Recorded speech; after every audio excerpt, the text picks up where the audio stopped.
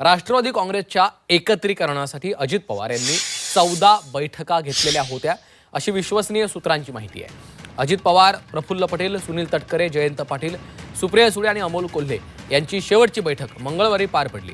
या बैठकीत दोन्ही राष्ट्रवादीचे गट एकत्र आणण्यावर अंतिम सहमती झाली होती. अंतिम बैठकीच्या नंतर अजित पवारांनी शरद पवारांची थेट भेट घेणार होते. शरद पवारांचा दोन्ही पक्ष एकत्र यायला हिरवा कंदील देखील होता. जिल्हा परिषद निवडणुकीच्या निकालाच्या दुसऱ्याच दिवशी एकत्रीकरण जाहीर करण्याचा देखील निर्णय झाला होता. म्हणूनच उमेदवारांना तुतारीऐवजी घड्याळावर लढवण्याचा देखील निर्णय झाला होता. राष्ट्रवादी एकत्रीकरणासाठी कायदेशीर सल्ला घेण्यात आला होता अशी देखील माहिती आहे.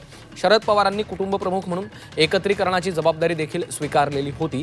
महाराष्ट्राच्या हितासाठी आणि पक्षाच्या भवितव्यासाठी एकत्र येण्यावर भर दिला जाणार होता अशी देखील माहिती आता समोर येते आहे. आणि याच संदर्भात राष्ट्रवादी काँग्रेस शरदचंद्र पवार पक्षाचे प्रदेश अध्यक्ष शशिकांत शिंदे यांच्यासोबत बातचीत केलेली आहे आमचे प्रतिनिधी तुषार तपासे यांनी. उपमुख्यमंत्री अजित पवार यांच्या अपघाती मृत्यूनंतर खरं अनेक प्रश्न समोर येत आहेत.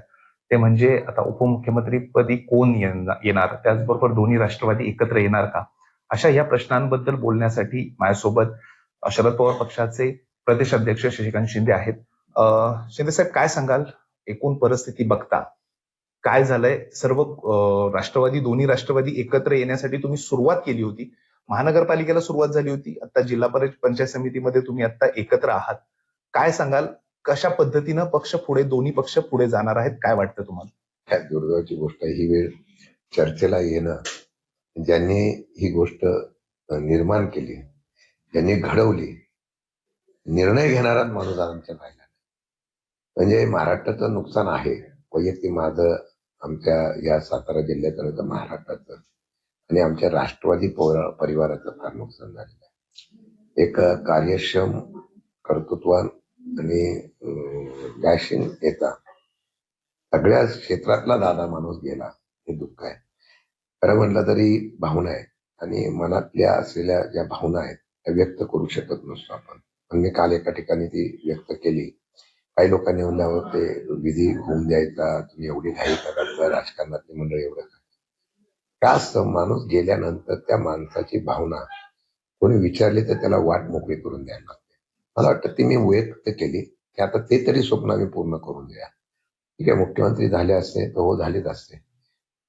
उगीच राष्ट्रवादी एकत्र करण्याचा त्यांनी प्रयत्न केला नव्हता. पुढच्या लढाईमध्ये मित्र म्हणून आपण एकत्र काम करतोय, पक्षामध्ये महायुतीमध्ये आहोत, परंतु तुम्हाला तुमची स्टॅबिलिटी दाखवली, तुमची कार्यक्षमता दाखवल्याशिवाय स्थिरता येत नसते. पण आता एवढी चालाक बुद्धिमत्ता, हुशार, म्हणजे पवार साहेबांच्या नंतर राजकारणामधला विचार करणारा आणि असे डावपेच करणारा नेता मला वाटतं त्यांच्याच वारसाने अजितदादांचा होता. त्यामुळे त्यांची ही विजन होतं की नाही, आपल्याला आता पुढे जाऊन पूर्ण ताकदीने उभं राहिलं, आपलं विभाजन बाजूला करून ताकदीने उभं राहिलं, आपण पुढे जाऊ शकतो. अशा प्रकारचा विचार करून ती राष्ट्रवादी एकत्र येण्याची पावलं त्यांनी उचलली.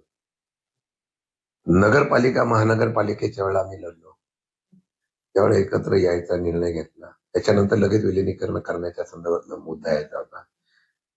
तर लगेच जिल्हा परिषद पंचायत समिती लागली.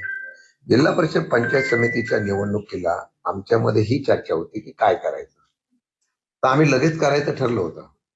मग त्याला दोन्ही पार्टीचे प्रमुख लोक आम्ही बसलो. 5-10 मिटिंगा झाल्या. सुप्रियाताई, जयंत पाटणापासून आम्ही सगळे नेते मंडळी एकत्र बसलो. दादा तिथून यायचे, चर्चा करायचे. इव्हन जिल्हा पंचायत समितीच्या कृषी प्रदर्शनाच्या वेळेला आम्ही सगळेजण बसून पवार साहेबांकडे आलो होतो. त्यांना सांगितलं की काळाची गरज, आपल्याला सगळे पक्ष एकत्र आले पाहिजे. कार्यकर्त्यांची भावना आहे, आपल्यावर प्रेम करणाऱ्या मतदाराची भावना, आता एकत्र या म्हणून आपल्याला केलं पाहिजे. आणि दादांची भावनिकता अशी होती की पवार साहेबांच्या बद्दलची त्यांची अटॅचमेंट, मला माहित नाही की दुर्दैवाने घटना घडणार होती का काय, पण हळूहळू ते एवढे मनापासून पवार साहेबांची अटॅचमेंट करत होते.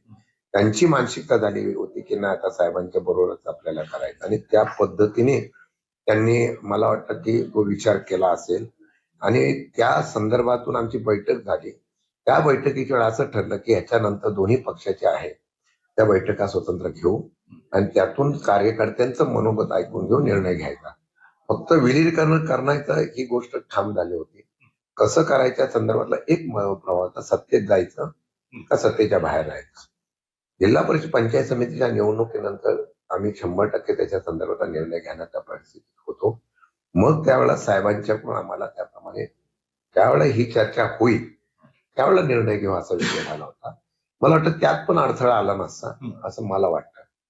आणि मला वाटतं की ते आता जे होणारं स्वप्न होतं ते पूर्ण व्हावं अशी माझी वैयक्तिक इच्छा आहे. जे पवार कुटुंब आहे त्यांनी एकत्र यावं आणि खरं तर पक्षाचा कशा पद्धतीनं पुढं निर्णय घ्यायचा, दोन्ही पक्षांनी एकत्र येण्याचा निर्णय कसा घ्यायचा हे ठरवावं, असं आम्ही त्यांच्या सोबत आहोत त्या निर्णयासोबत अशा पद्धतीने स्पष्ट केलेलं आहे. तुषार तपासे, झी मीडिया, कोरेगाव, सातारा.